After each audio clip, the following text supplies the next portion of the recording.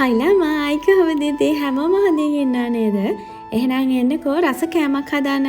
මොනවද? වට්ටක්කදළු මාළුවක් හදමුද? ඊයේ මං ෆොටෝ එකක් දැම්මම ගොඩක් අය කිහිප දෙනෙක් කියලා තිබ්බා වට්ටක්කදළුයි කොස්සඩයි නියඹලාව කියලා. සමහර අය එක එක ඒවා කියලා තිබ්බා නිවිති කොළ කියලා තිබ්බා. එතකොට තැල් කොළ කියලා තිබ්බා. ඔය මම අහලා නැති නම් ටිකක් දැනගත්තා ඊයේ. ඒවත් ඉක්මනින් හොයාගෙන හදලා බලන්න ඕනේ කියලා හිතුණා. හරි. දැන් අපි බලමු කොහොමද වට්ටක්කදළු නියඹලාව. එහෙමත් නැත්නම් වට්ටක්කදළු මාළුව හදන්නේ කොහොමද කියලා. ඉතින් මුලින්ම වට්ටක්කදළු වල තියෙනවා පොඩි බූව ගතියක්. ඒ කියන්නේ අර බූල් ගතිය වගේ ඔය අපේ බණ්ඩක්කවල එහෙම තියෙන්නේ. එයාලා ඔක්කොම සහෝදරයෝනේ යන්නේ ඒකයි. හරි. ඊළඟට ඉතින් මෙන්න මේ විදිහට ඒ තියෙන බූල් ගතිය හිමීට අයින් කරගන්න ඕනේ. මේක හරිම පහසුයි. නියපොතු තියෙනවා නම් වඩාත් පහසුයි. ඉක්මනින් අයින් කරගන්න පුළුවන්.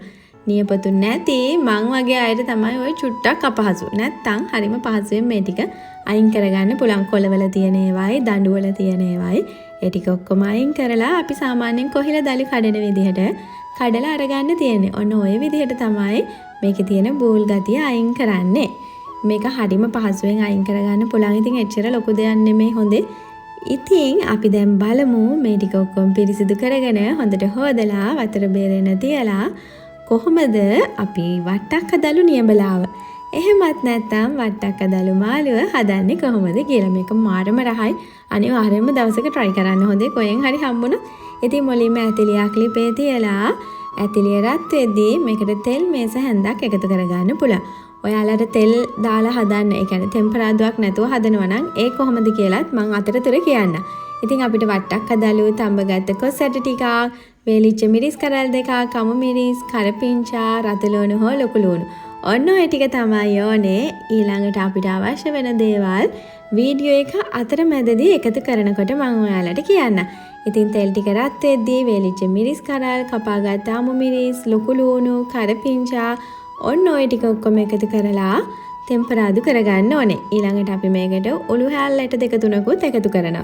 ඉතින් මෙන්න මේ විදිහට හොඳට තෙලේ ටෙම්පරාදු කරගන්න ඕනේ. හැබැයි ලුණු කළු කරගන්නේ නැහැ. ඔය අපි පරිප්පු ටෙම්පරාදුවට එහෙම දාන්නේ අන්න ඒ වගේ නෙමෙයි. ලුණු එහෙම බාගෙට මලව ගන්න විතරයි තියෙන්නේ. ඊළඟට මේකට අපි එකතු කරගන්නවා අපි කඩාගත්ත වට්ටක්කදළු ටිකයි, තඹගත්ත කොස්සට ටිකයි. කොස්සට ටිකක් වැඩියෙන් එකතු කරාම තවත් රහයි. ඔයාලට තියෙනවා නම් එකතු කරන්න කොස්සට. නැති වුණත් ප්‍රශ්නයක් නැහැ. වට්ටක්කදළු ටික විතරක් උයලා ගන්න පුළුවන්. ඒත් රහයි. හැබැයි කොස්සට එකතු කරාම තවත් රහයි.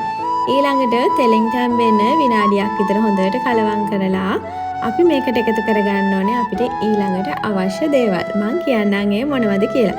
ඔයාලට මං කියනකො තෙල් නැතුව හදනවා නම් ඔය කපාගත්ත ඒවා ඔක්කොම එකට දාලා මේ එකතු කරගන්න දේවල් එකතු කරලා ලිපේ තියලා ගන්න විතරයි තියෙන්නේ. ඊළඟට රසායන ලුණු, කහ කුඩු. පහේ වලින් අපි එකතු කරන්නේ මේකට කහ කුඩු විතරමයි. වෙන කිසිම පහේ වර්ගයක් එකතු කරන්නේ නැහැ. ඊළඟට අපි මේකට එකතු කරනවා වතුර. අපි එකතු කරගත්ත වට්ටක්කදළු ටික වැහෙන ප්‍රමාණයට වගේ වතුර එකතු කරගන්න ඕනේ. එකතු කරලා ඒ වතුර ටික හොඳට උතුරන්න දෙන්න ඕනේ. වට්ටක්කදළු ටික පොඩ්ඩක් තැම්බෙන්න. ඊළඟට තමයි අපිට මේකට අවශ්‍යම දේ.